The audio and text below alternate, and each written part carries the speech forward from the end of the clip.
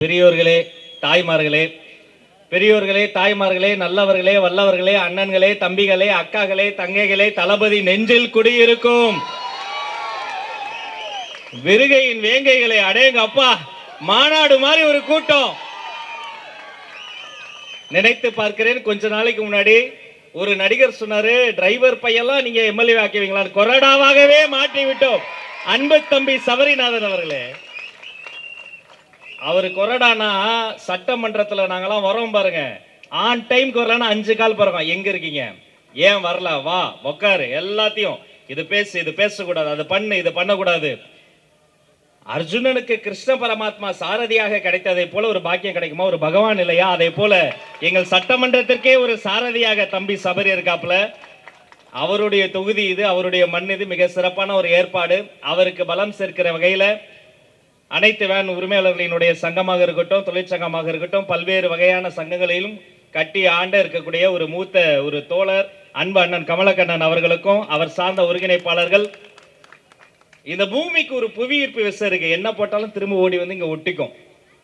எங்க தலைவருக்கு ஒரு புவியீர்ப்பு விசை இருக்கு, எல்லா கட்சியிலிருந்தும் அவர்கிட்ட ஓடி வந்து நல்ல தலைமைனா அது இவர் தான் வந்துருவாங்க. அப்படி சகல கட்சியிலிருந்து வந்த அத்தனை சகோதர சகோதரிகள் நேரத்தின் அருமை கருதி தனித்தனியா பேர் சொல்ல நினைச்சுக்கிட்டவங்க அத்தனை பேரையும் உங்கள் பாதம் பணிந்து வருக வருகன்னு வரவேற்று, ஏற்கனவே அம்மா சொன்னதை போல இன்று தன்னுடைய வாழ்க்கையில எல்லா பதவியும் தூக்கி போட்டு விட்டு +2 படிக்கும் போது மாநில அளவில் முதல் மதிப்பெண்கள்ல ஒன்னா வர்றதே கஷ்டம். அப்படி வந்து டாக்டர் படிச்சு, டாக்டர் படிக்கிறது அதை விட கஷ்டம். அந்த எக்ஸாமையும் கிளியர் பண்ணி, யூபிஎஸ்சி எக்ஸாம் ஐஏஎஸ் ஐபிஎஸ் அதை விட கஷ்டம், அதையும் கிளியர் பண்ணி ஐஆர்எஸ் ஆகி, சரி அதோட விட்டு வரணும், அதையெல்லாம் தூக்கி போட்டு இல்ல நான் சமூக சேவை செய்யணும்னு தமிழக வெற்றி கழகத்தில் தளபதி பின்னால் வந்த மதிப்பிற்குரிய சுகாதாரத்துறை அமைச்சர் அன்பு சகோதரர் அவர்களுக்கு வணக்கத்தை சொல்லி, இன்னைக்கு நாங்கெல்லாம் இங்க இருக்கிறோம்னா ஒரு சின்ன மேடையில் ஒரு 5 நிமிஷம் பேசுற ஒரு பையனை அடையாளம் கண்டு, என்ன இந்த பையன் நல்லா பேசுறான், இவனுக்கு இன்னொரு வாய்ப்பு கொடுக்க போகணும், 10 மேடையில் 10 நிமிடம் பேச விட்டதோடு தளபதி முன்னால் எடுத்து போய் சென்று இவர் திறமைசாலி, இவருக்கு வாய்ப்பு கொடுங்கள் என்று சொல்கிற தாயுளம் கொண்ட மாபெரும் மனிதர் மாண்புமிகு அமைச்சர் போற்றுதலுக்குரிய பொதுச் செயலாளர் என் ஆனந்த் அவர்களை இன்னும் சில மணி நேரத்தில் அவருடைய பிறந்த தினம். 100 ஆண்டு காலம் வாழணும், நானி நோய் நொடி இல்லாம வாழணும்னா தளபதியினுடைய மனசுல இருக்கிற மாதிரி அவர் நினைப்பதையே நடத்தி முடிக்கக்கூடிய சாகசக்காரர். இதே மாதிரி சிரிச்சுக்கிட்டு இருக்கணும். ஆனா என்ன ஒண்ணு, இன்னும் கொஞ்ச நேரத்தில் ஆரம்பிக்கும். அடுத்த 36 மணி நேரத்துக்கு ஒரு 30 கேக் வெட்டிக்கிட்டே இருப்பார். அவ்வளவு அன்பு, பாசம், நேசம். அவரையும் வணங்கி, இன்னைக்கு இவ்வளவு பெரிய கூட்டம் நடக்குதுன்னு சொன்னா மாவட்ட கழக செயலாளர் மட்டுமா, அவர் கூட இருக்கிறது யாரு, வட்ட செயலாளர்கள், அணி பிரமுகர்கள், சகல அணியை சார்ந்தவர்கள் அத்தனை பேருக்கும் வாழ்த்துக்களையும் சொல்லி ரொம்ப நேரம் நான் எடுத்துக்க விரும்பல. உள்ள நுழையும் போதே இதே விருகம்பாக்கத்தில் எத்தனை தொல்லைகளை நம்ம சந்திச்சிருக்கிறோம். ஓட்டு கேட்டு போகணும்னு ஆசைப்படுவான் என் தம்பி, விடமாட்டாங்க, அவ்வளவு தொல்லை தருவாங்க. ஒரு கொடியை தூக்கிட்டு நம்மளால போக முடிஞ்சதா, நாம பட்ட நான் அறிவேன். ஏன்னா என்னுடைய வீடு இதே விருகம்பாக்கம் கோட்ரஸ்ல தான் இருக்குது, நாகப்பட்ட பாடிகளுக்கு தான் தெரியும். ஆனா இன்னைக்கு பாக்குறேன், அப்படி உள்ள நுழையும் போது இரட்டை போர் யானையோடு பட்டோலை வீசி பறந்து கொண்டிருக்கிறது வெற்றி கொடி. அது தமிழக வெற்றி கழகத்தின் கொடி. அதை சொல்றதா, உள்ள நுழையும் போது நான் இங்கே இருந்தாலும் எந்த இடம் எனக்கு தெரியாது, எல்லாமே சின்ன சின்ன இடமா இருக்கும்.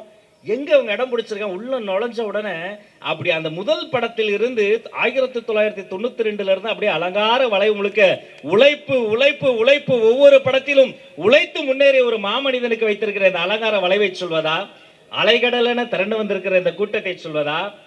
நாம இந்த தோழர்கள் வருவது மட்டுமல்ல, ஒரு வேலை நாள்ல ₹1 கொடுக்காம இத்தனை சிங்க பெண்கள் கூடி வந்திருக்கிறீர்களே, தாய்மார்கள், தங்கங்கள், உங்களை சொல்வதா? மேல எத்தனை நலத்திட்ட உதவிங்க, எத்தனை மோதிரம் போட்டீங்க? பிறந்த குழந்தைக்கு தங்க மோதிரம், படிக்கும் குழந்தைக்கு விஜய் படிப்பகம், படிப்பில் ஜெயித்தால் தளபதி கல்வி விருதுகள், வாழ்வில் ஜெயிக்க விஜய் குருதியகம், வயிற்றை நிறைக்க விஜய் விலையில்லா விருந்தகம். குடிப்பகம் நடத்துற கட்சி கிடையாதுங்க, தளபதி பேர்ல படிப்பகம் நடத்தக்கூடிய கட்சியாக தமிழக வெற்றி கழகம் இருக்கிறது.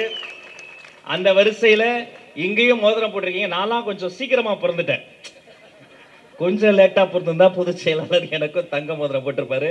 என் சிஸ்டர்ஸ்கள் சொல்லியிருக்கேன், ராசியான கையால மோதிரம் வாங்கியிருக்கீங்கம்மா, நல்லா இருக்குமா அந்த குழந்தை, நல்லா இருக்கும். ஏன்னா மொத்த வாழ்க்கையும் பொது தொண்டுக்காக அர்ப்பணித்து விட்டோம். நான் பல முறை கேட்டிருக்கிறேன், அண்ணனை பார்க்கும்போது ஓயாம ஓடுவாரு, உழைப்பாரு, வேர்வை சிந்தி உழைக்கிறத பார்த்துருக்குறோம். கோயம்புத்தூர்லாம் இந்த பாகம ஊர் மாநாடப்ப அப்படி எகிரி குதிக்கும் போது ஒரு இரும்பு கம்பி குத்தி ரத்தம் கொட்டுது. அவர் ஒயிட் அண்ட் ஒயிட்ல வேற இருப்பாரு, அந்த வெள்ளை பேண்ட்ல அப்படியே ரத்தம் கொட்டுது. வாங்கின ஹாஸ்பிட்டல் போலான்றோம்.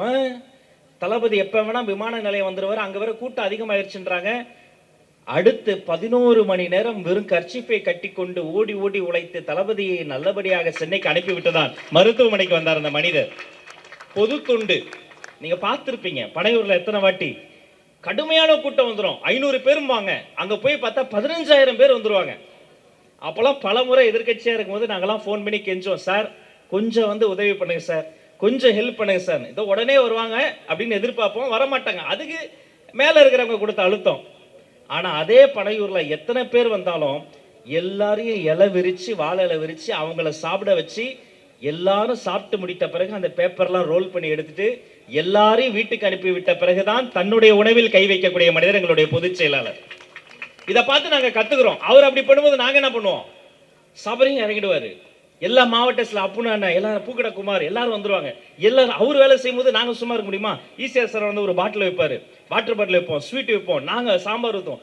எல்லாரும் வந்த மற்றவங்கலாம் சாப்பிட்ட பிறகுதான் நாங்க சாப்பிடுவோம். ஏங்க 2 வாரம் முன்னாடி பனையூர்ல மாற்றுக் கட்சியில இருந்து சேர ஒரு தலைவர் வந்திருந்தாரு.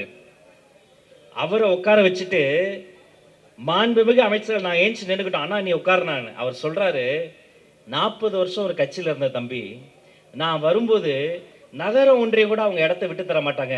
ஒரு அமைச்சர்கள் நீங்க எழுந்து என்ன ஒரு சாதாரண தொண்டனை உட்கார வைக்கிறீங்களே, டிவிக்கே மாதிரி ஒரு கட்சி உலகத்துல கிடையாதுன்னு சொன்னாருங்க.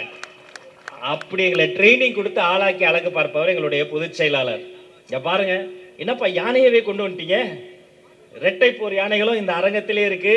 அந்த இரட்டை போர் யானைகளும் தமிழக வெற்றி கழகத்தினுடைய இந்த மஞ்சள் சிவப்பு கொடியும் தன்னலம் கருதாது உழைக்கக்கூடிய தன்னார்வம் மிக்க இந்த தம்பிகளும் ஒரு சொல் சொன்னா போதும் அப்படியே கட்டுப்பட்டு அலைகடலான வந்து நிற்கக்கூடிய இந்த சிங்க பெண்களும், மேடைதோறும் நடைபெறக்கூடிய இந்த நலத்திட்ட உதவிகளும், தங்க மோதிரம் மட்டும் கிடையாதுங்க. நம்ம பகுதிக்கு ரொம்ப தேவையான தெரியுமா, சின்ன சின்ன சந்தா இருக்கு. ஒரு ஆபத்துக்கு, ஒரு அவசரத்துக்கு ஒரு ஆம்புலன்ஸ் போன் பண்ணா வராது. என்னுடைய அப்பா, அவருக்கு ஒரு நாள் மாரடைப்பு, விடிஞ்சா சேலத்துல தமிழக வெற்றி கழகத்துக்கு முதல் மாநாட்டுக்கான பயிற்சி பட்டறைக்கு நான் போனோம். தவிச்சு போயிட்டேன். உடனே நம்ம சூர்யா ஹாஸ்பிட்டலுக்கு நாங்க கூட்டு போறோம், அட்மிட் பண்றோம். லேசான மாரடைப்பு தாண்டா, நீ கிளம்புன்றாரு. எனக்கு மனசு ஒரே 2 மனசு. பொதுச் செயலாளர்கிட்ட வரேன்ட்டேன், போறாதா நான் டிவியில பார்த்துட்டு இருப்பேன்டா, இது நல்ல வாய்ப்பு, போய் பேசு, கொடுத்த வாக்க காப்பாத்துனாரு. நான் போனேன், விடிய விடிய போனேன், மாநாடுல ஏறினேன், பயிற்சி பட்டறையில ஏறினேன், பேசினேன், திரும்ப வீட்டுக்கு வந்துட்டேன். அடுத்த நாள் நல்லா தான் இருந்தாலும் மறுநாள் காலையில மறுபடியும் எழுந்து ஒரு மாதிரி இருக்குன்னாரு. அப்படியே சேர்ல உட்காந்துட்டாரு. 10 போன் அடிச்ச ஆம்புலன்ஸுக்கு, ரூட்டு சொல்ல முடியல, சந்து சின்ன சின்ன சந்து. அப்புறம் பெரும் பாடுபட்டு மருத்துவமனை கொண்டு போனோம். அப்பா இன்னைக்கு என்னோட இல்லை.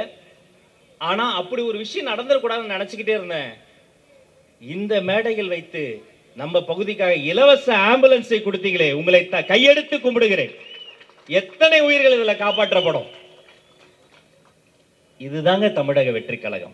எங்களுக்குள்ள எந்த போட்டி பொறாமையும் இருக்காது, எங்களுக்குள்ள எந்த பங்காளியாங்களி சண்டையும் இருக்காது. ஒரே ஒரு போட்டி, யாரு நல்லது பண்றது, நலத்திட்டம் பண்றதுல போட்டி போடுவோமே தவிர பொறாமையில் போட்டி போடாத ஒரு சூரிய வம்சம் படம் பார்க்குற மாதிரி ஒரு குடும்பம் இருக்குன்னா அது இந்த மேடை தான். இதை பார்த்தாலே தெரியும். இப்படிப்பட்ட தமிழக வெற்றி கழகத்தின் சார்பில் நிறைய நலத்திட்டங்களை நாங்க வந்து எதிர்கட்சியா இருந்த போது செய்தோம். இப்ப ஆளுங்கட்சி ஆயிட்ட பிறகும் அதை செய்யறோம்.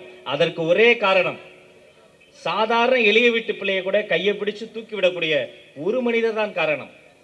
நானும் ஊழல் செய்ய மாட்டேன், ஊழல் செய்ய மற்றவங்களையும் விட மாட்டேன்னு சொல்ற ஒரே மனிதர் தான் காரணம். மாண்புமிகு முதலமைச்சர் ஸ்ரீ ஜோசப் விஜய் அவர்கள் மட்டும்தான் காரணம். அவர் உத்தரவிட்டார், பள்ளிக்கூடம் வரவழியில் இருந்த 717 டாஸ்மாக் கடைகள் மூடப்பட்டன. அவர் கட்டளையிட்டார், கல்வி சான்றிதழ்காக காசு வாங்கின அந்த கல்ச்சர் அதோடு அடியோடு நிறுத்தப்பட்டன. அவர் கட்டளையிட்டால் காவல்துறையிலேயே சிங்க பெண்கள் சிறப்பு காவல் படை என்று சிறகடித்து பறக்கக்கூடிய புதிய படைப்பிரிவே தமிழக காவல்துறையில் உருவாக்கப்பட்டது. அவர் ஆணையிட்டார், அது நடந்து கொண்டிருக்கிறது. இனி இந்த ஏழைகள் வேதனை படமாட்டார்கள் என்று சொல்லி உங்கள் அத்தனை பேருக்கும் நல்லதே நடக்கட்டும் என பாராட்டி விடைபெறுகிறேன். நன்றி.